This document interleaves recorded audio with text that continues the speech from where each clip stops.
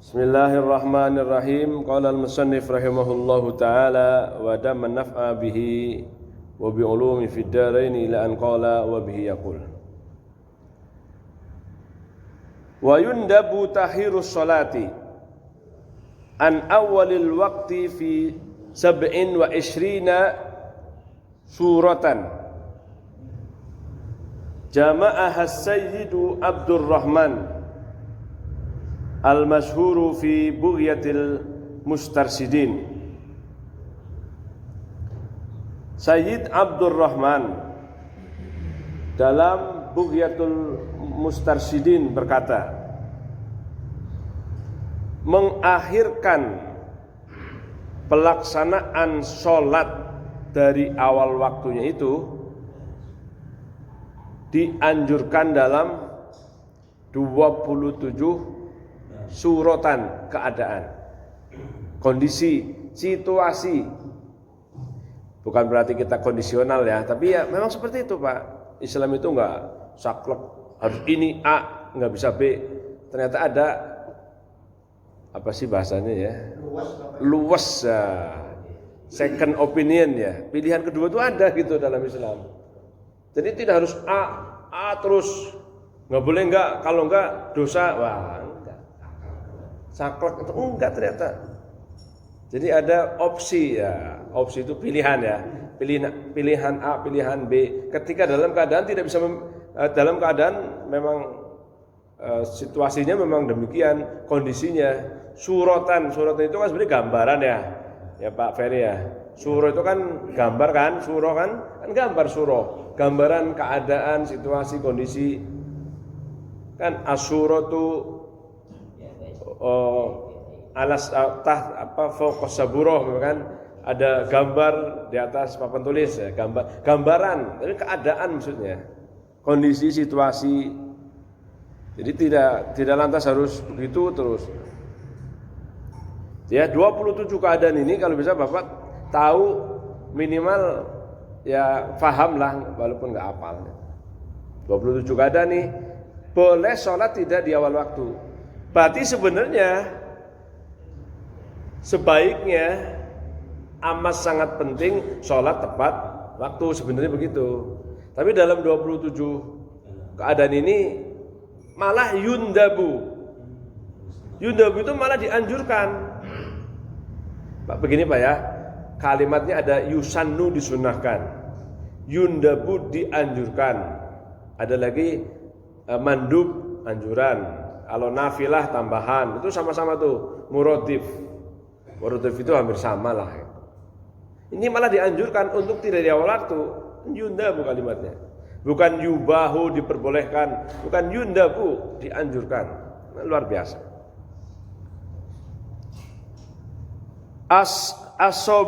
As-sobiyu anak kecil kan? As-sobiyu anak kecil. Idza alima apabila dia mengetahui bulughahu baliknya asna al-waqti di tengah-tengah waktu. Di sini alamat baliknya pakai tahun. Ada yang masih ingat enggak? Balik itu ciri-cirinya ada berapa? Seorang anak bisa diketahui dia sudah akil balik dengan berapa cara? Ada yang masih ingat enggak? Umur apa ini? Ya, ini kan yang rangka umur nih. Berarti yang pertama dengan umur. Mimpi. Mimpi terus? Suara. Berarti kalau suara saya, seperti saya udah balik nih ya. Genit kali kan? Genit. Genit, berarti perilaku ya, apalagi? Mimpi itu. Menstruasi, bukannya waktu itu pernah dibahas ya? Ini ada dalam halaman 195 Pak. Wa yakunul buluhu bi ihda thalasi alamatin.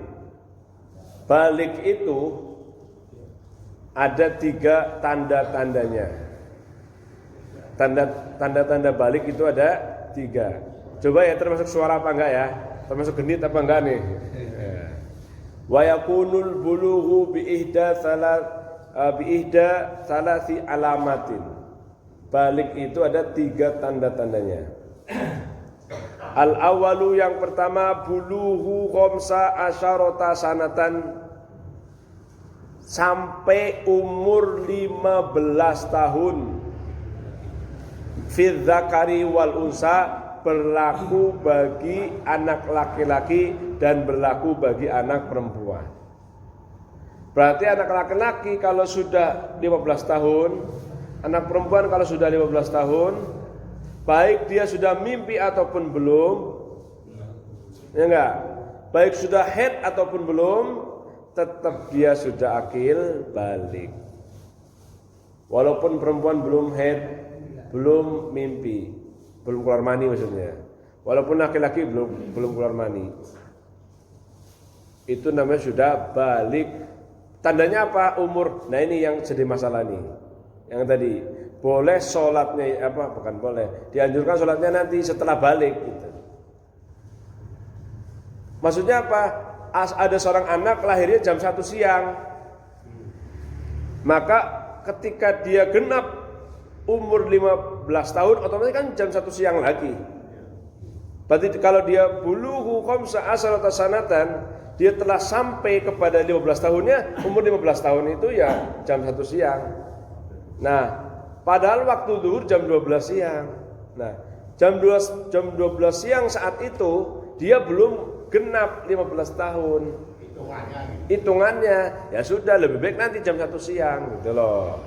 Jam 1 siang baru dia sholat. Kenapa? Dia balik tuh saat itu asna al wakti, tengah-tengah waktu.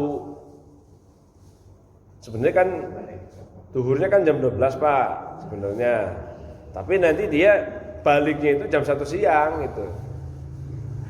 Karena waktu lahirnya jam 1 siang. Nah, tapi kapan dia sholatnya? Lebih dari jam 1 siang. Karena jam 1 siang baru pas 15 tahun. Harus sudah melewati 15 tahun. Nih, watabda'u, dan dimulainya hitungan itu minin fisolil badani minar rahim, dari berpisahnya badan janin tadi dari rahim ibunya, itu boleh dihitung tuh. Kayak tadi yang saya sebutkan. Jam 1 siang baru lahir, dihitung tuh mulai umurnya dia. Berarti genap 15 tahunnya ya jam 1 siang lagi. Nah, itu dia harus melewati itu. Ila mururi khamsa asharata sanatan qamariyatan tahdidiyatan, sampai melewati 15 tahun komariah itu secara pasti, tahdid, dibatasinya pasti itu. Batasnya kan 15 tahun jam 1, harus lewat dari jam 1, harus lewat. Kalau jam 12 tadi, maka dia belum qamariyatan tahdidiyatan. Baru jam 1 persis juga belum, karena baru pas, harus lebih gitu. Harus lewat. Itulah yang dimaksud as-sabiyyu idza alima bulughahu asna al-waqti bis-sinin. Bagi yang pertama itu, bayi yang mana dia mengetahui dirinya sendiri itu, mengetahui bahwa nanti di tengah-tengah waktu dia akan sempurna menjadi seorang yang dewasa balik. Nah, dalam keadaan seperti itu malah dianjurkan sholatnya nanti dulu gitu loh. Ada pertanyaan nggak Pak sampai sini Pak? Tapi kalau sholat di awal kan nggak mau Ustaz. Saya tanya nih ya, Haji Maksum, anak kecil sholatnya diterima nggak? Diterima nggak? Cuman Bapak jangan ngomong-ngomong ya. Diterima nggak? Diterima nggak? Enggak diterima. Kalau dia jam 12 siang sholat, jam 12 siang sholat, nanti jam 1 wajib sholat lagi nggak? Wajib sholat lagi. Dia dianggap belum sholat. Teman jangan ngomong-ngomong, ini nggak enak. Karena itu nanti dia harus sholat lagi. Nah, anak kecil itu mengapa disuruh sholat? Wa umiru inda sab'in bis sholati was saum. Disuruhlah anak yang tamyiz, yang sudah mengerti itu, ketika genap umur 7 tahun untuk sholat dan puasa. Bukan berarti sholatnya puasanya diterima, enggak. Tapi itu untuk pembiasaan agar nanti dewasanya dia sudah tidak kesusahan diajarin sholat sama puasa.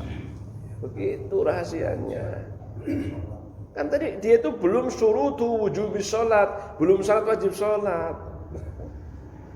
Gitu Pak. Untuk tadi kullu syai'in yasta'dadu bil istidad. Tiap-tiap sesuatu itu tergantung persiapannya. Namanya istidadan. Makanya kalau di pesantren itu ada namanya sekolah tamhidi atau istidad. Ada persiapan-persiapan sebelum masuk. Itu persiapannya itu tadi tamyiz. Jadi dalam Islam itu ada balik, ada tamyiz. Tamyiz itu qoblal bulugh.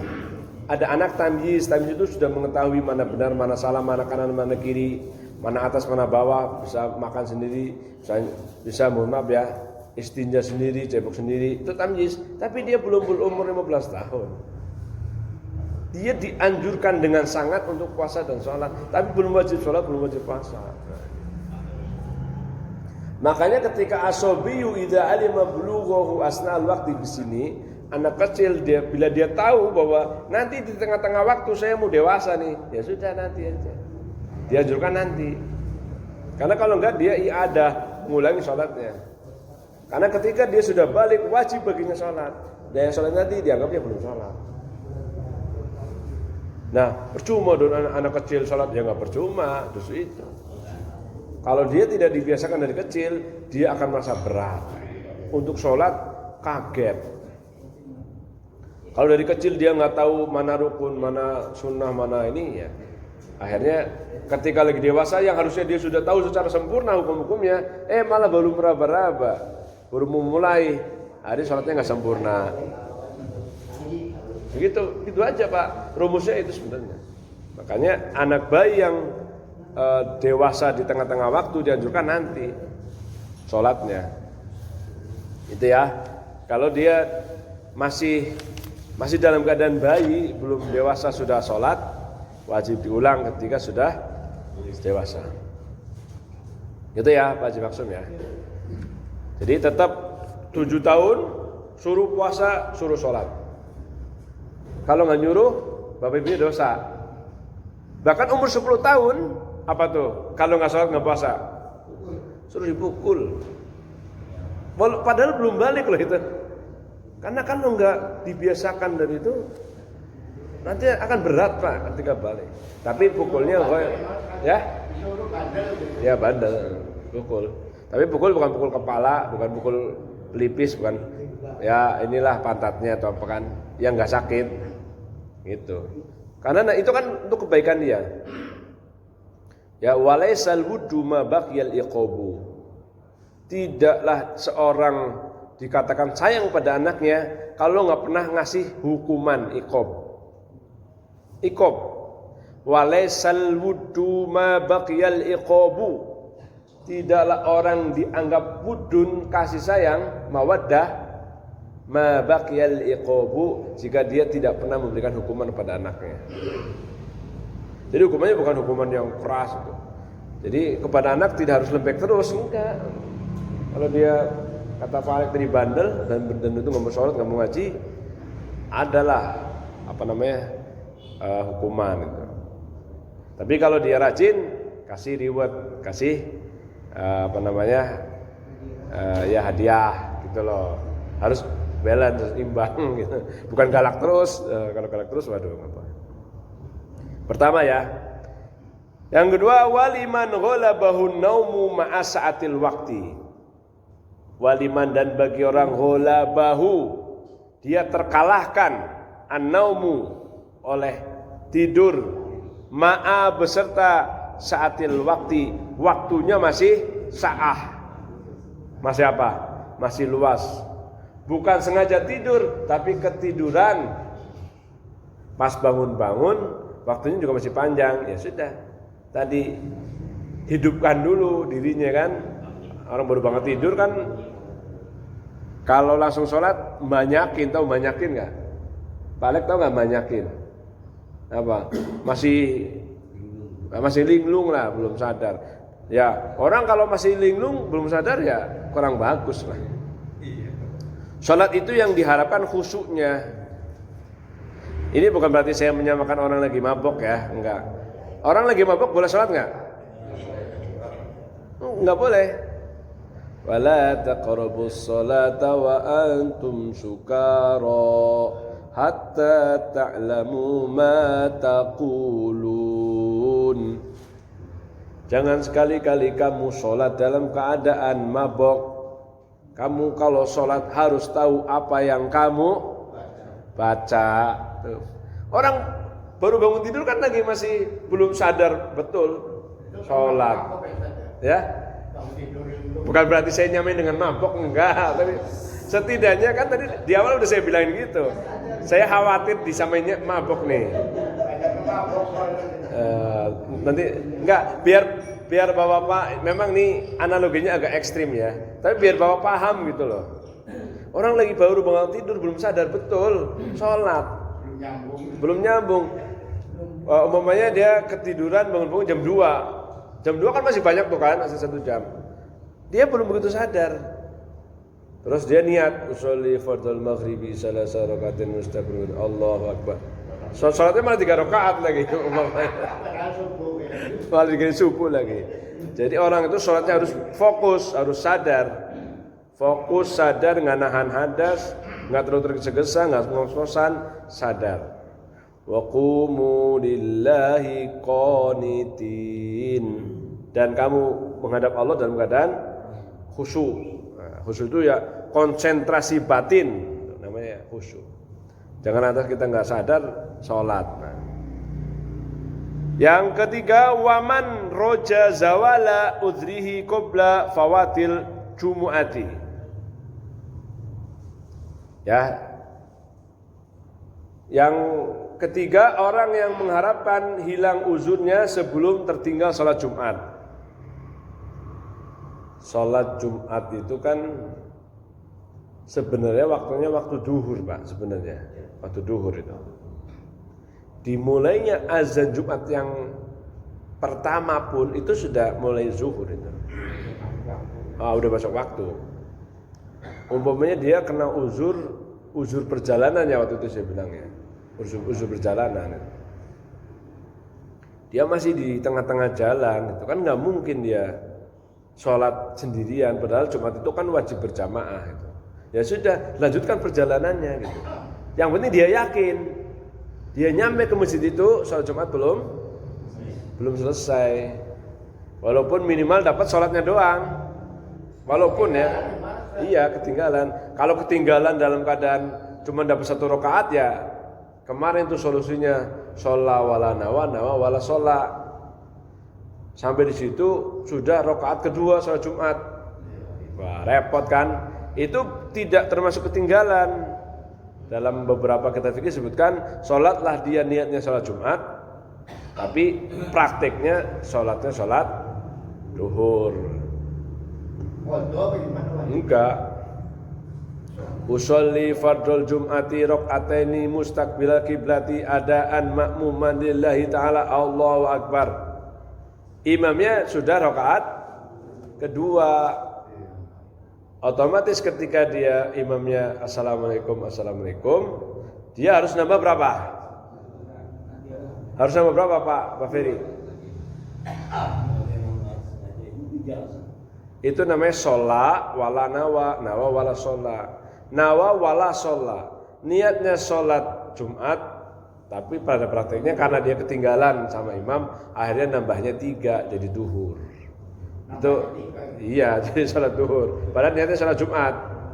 Nah, ini yang lazim disebutkan dalam beberapa kitab fikih. Ketinggalan gara-garanya. Tapi kalau dapat sholat 2 rakaat komplit ya sudah sholat Jumat. Walaupun sebenarnya khutbah itu termasuk daripada bagian yang tidak terpisahkan dengan sholat Jumat. Sehingga orang lagi khutbah, kita sebagai jamaah juga tidak boleh bercakap-cakap, nggak boleh berbicara, nggak boleh ngobrol, nggak boleh ngerokok. Itu ya. Waman tayaqqanal jamaah, yang keempat, orang yang yakin jamaah. Daripada sholat sendirian, dianjurkan nunggu jamaah. Itu yang keempat. Yang kelima, walida imil hadas rojal inkito. Orang yang dalam keadaan selalu berhadas, dia mengharapkan hadasnya akan berhenti, putus. Ya nanti aja setelah menjadi orang yang normal. Karena ada orang yang nggak normal dalam artian beser atau istihadah. Dia yakin nanti akan terputus nih darah saya nih. Di tengah-tengah waktu saya akan menjadi orang yang normal kembali. Kan lebih baik jadi orang yang sholatnya normal daripada sholatnya dalam keadaan daimul hadas. Walaupun itu tidak usah diulang. Walil khuruji minal amkinati allati tukrahu fiha shalah. Yang keenam, keluar dari tempat-tempat yang dimakruhkan sholat di dalamnya.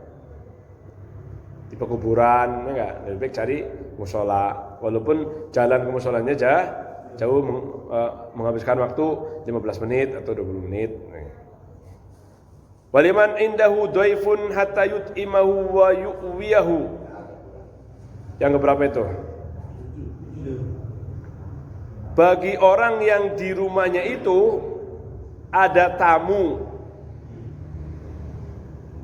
sehingga dia memberinya makan dan memberinya tempat. Maksudnya ya sudah, kalau tamunya memang nggak bisa ditinggal, nggak bisa diajak jamaah, tamu jauh dari kampung ya kan, ya selesaikan dulu lah urusan dia. Kasih makan, minum, silakan dikasih tempat nih, tempatnya di situ ya. Kalau memang saudara ya kan.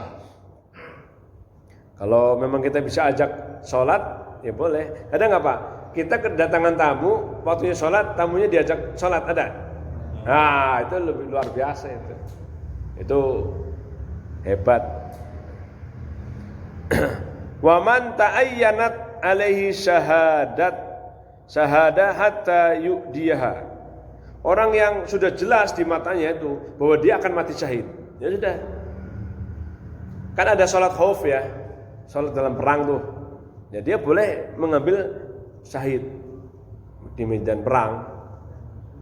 Itu, saya pasti masih syahid nih, boleh. Syahid itu kan harapan itu, mati syahid. Itu yang keberapa itu?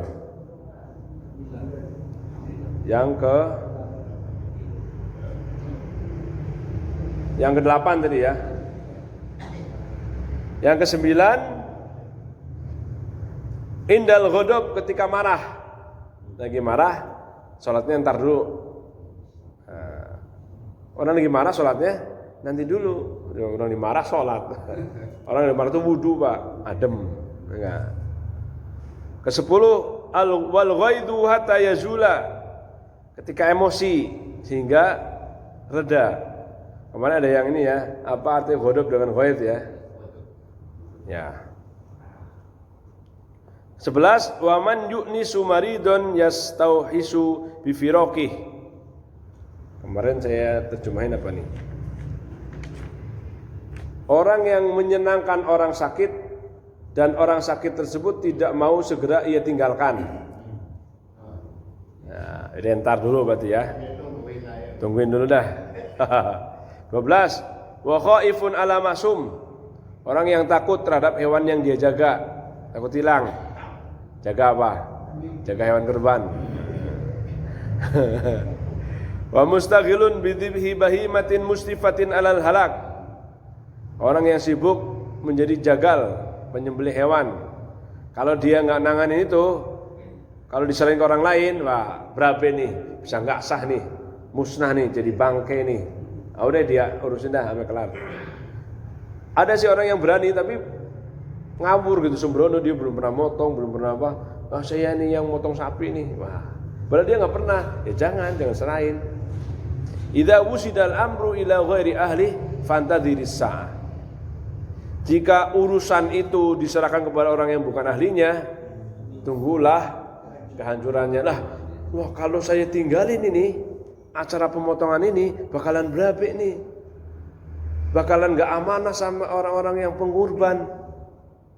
Bakal nanti nggak sah, sapinya nanti bakalan, mohon maaf ya, kadang ngamuk, kadang nggak bisa nyatuinnya. Ini namanya alal halak, takut musnah, takut berabe. Nah kalau begini, ya udah lanjutkan dulu aja pemotongannya. 14, au ita'amiha, atau orang yang lagi tugas ngempanin hewan. Kalau bukan dia, istilahnya nggak beres aja. Au qatli nahwi hayatin, atau membunuh ular yang membahayakan. dia pawang ularnya. Selain dia nggak ada yang bisa. Ular ini kalau nggak segera dijinakan berbahaya buat orang lain. Ya sudah, dilaksanakan itu. Walisiddatil hari, ketika musim terlalu terik, sholat duhur nih ya biasanya. Ya boleh nantilah di daerah yang sangat terik lah. Panas sekarang kalau nggak salah di Arab Saudi tidak sampai 44 Pak katanya. Teman saya kan lagi banyak yang pada bertugas, tidak ada yang tidak begitu terik katanya. Dulu pernah sampai 55 masalah. Sekarang sampai 44 aja. Sekarang 44. Tidak begitu terik karena menjelang Juli kan. Wali ramyi zuhron, melempar jumroh di waktu zuhur. Ya namanya lempar jumrohnya itu kan otomatis kalau waktu zuhur dia mau sholat di mana kan jauh Pak. Emang di Jamarot ada masjid Pak Haji Irfan? Nah, iya, otomatis kan berapa kilo tuh? Lewati terowongan Mina kan? Di Jamarot ada masjid, nggak tahu dah itu yang di hotel, nggak ada. Dari Jamarot ke Mina itu kalau lewatin terowongan, ya luar biasa. Oh ya, saya kasih kabar Bapak ya, kemarin itu di Mina itu hanya sebentar Pak mati lampunya. Itu yang mayat-mayat di share itu tahun 2015. Kan saya langsung nanya sama teman yang lagi bertugas, oh, alhamdulillah baik-baik aja. Cuma sebentar aja mati lampu sebentar. Habis itu bener lagi, udah normal lagi. Orang kan yang itu di share, yang mayatnya di share kan, itu 2015. Makanya kalau ada berita-berita jangan langsung percaya. Aman Pak. Wal mahribu bi Musdalifata, salat maghrib di Musdalifah. Otomatis kan lagi ribet ya. Yang ke-19 wa mudafaatul hadas. Lagi mudafaat itu menahan hadas, kebelet pipis semuanya kan. Ya udah, itu dulu, buang hadas dulu. Jangan sholat. Nanti sholatnya malah nahan-nahan, takutnya di tengah-tengah keluar lagi. Wah, membahayakan orang sekampung. Nanggung itu rakaat keberapa? Ayo deh, kalau memang dirasa yakin bisa, ya sudah. Itu nanti nanti tahiyat akhirnya seperti tahiyat kedua nggak apa-apa. Tahiyat akhir seperti tahiyat kedua, ini tumitnya diganjel. Soalnya aku udah pernah begitu Pak. Tanggung, rakaat keempat, ya salam benar-benar tahan lagi. Aduh, kalau tahan itu nanggung itu. Oh kalau nih salah satu sebab boleh. Nah, ya. Ya. Ya tanggung itu Pak, tanggung. Darurat. Tapi kalau mau mufarokoh ya nggak apa. Tapi kalau lebih baik mau keluar ya keluar lebih baik itu. Takut malah nanti nahan jadi penyakit Pak. Cuman khawatirnya lagi begitu susah keluarnya lagi. Nah itu ya. 20 walitauqani to'am, lapar banget pengen makan. 21 tayakunul ma'i akhirah, orang yang dari tayamum ya enggak di tengah-tengah waktu yakin nanti mau ada air, kan harus diulang tuh sholatnya. Oh deh, ntar aja lah saya yakin nih menjelang akhir waktu air nyala nih keran, ya sudah ntar aja sholat. Daripada tayamum dia sudah nyari 100 meter kanan kiri depan belakang kan begitu nyari air Pak. Kan dia harus tolabul ma'i qabla sholati inda faqdil ma'i. Dia harus tolabul ma'i inda faqdil ma'i, mencari air ketika enggak ada air. Ya sudah, ketika sudah waktu mau habis enggak ada air juga, tayamum dia boleh. Tapi dia yakin nanti ada air ya sudah, nanti aja. Ada ya syarat-syaratnya ya. Selanjutnya 32 awis sutroti. Dia nyari-nyari sutro, apa itu tadi? Penutup, pembatas. Nah, yang kira-kira zero ya, 30 cm lah. Makanya saya anjurkan kalau bapak-bapak sholat di depannya ada begini, ini ada ini tiang. Jadi orang-orang tidak bisa melewati dirinya. Sajadah tidak cukup, harus ada yang, jangan kelewatan lah. Sudah ada beberapa masjid yang pakai itu, sutroh namanya. Awal kudratu alal qiyami, Orang yang tadinya sholatnya duduk terus, enggak, duduk, dia yakin nih, nanti saya kuat berdiri, ya sudah, lebih baik sholat yang normal berdiri. Karena sebenarnya al-qudratu itu, al-qiyamu indal qudrati, itu salah satu rukun sholat, yaitu berdiri bagi yang mampu, itu rukun. Nah, beberapa waktu dia sholatnya duduk terus. Nah, dia sudah yakin nanti akan kuat berdiri nih. Ya sudah, lebih baik berdiri walaupun nunggu waktunya agak lama itu. Awistighaluhu binahwi ghariqin, sibuk menolong orang yang tenggelam, kan memakan waktu tuh. Ausailin ala nafsin, sibuk menolong orang yang mau diterkam binatang buas. Aumalin, sibuk menyelamatkan harta, baik harta dirinya atau orang lain. Nah, yang ke-27 wa tajhizu mayitin, sibuk ngurusin jenazah. Nah, itu Pak 27 yang kita dianjurkan. Itu kan di sini boleh ya, padahal dianjurkan Pak untuk tidak sholat di awal waktu.